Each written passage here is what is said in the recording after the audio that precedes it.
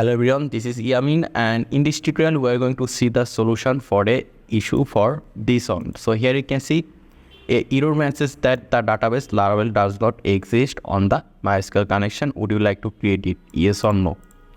So here you can see database name is Laravel, but in my env file I write over here that the database name will be Laravel underscore project, but it says over here Laravel. So right now if I just say over here no and press enter, it will give me an error like this. So what is the solution?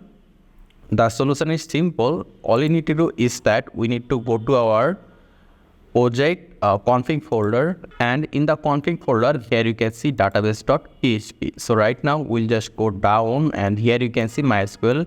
I am using MySQL, and here you can see database, DB database, and here you can see over here Laravel. So instead of Laravel, what we are going to do is that we are going to copy this database name from here and we are going to paste it over here. Then we will save it.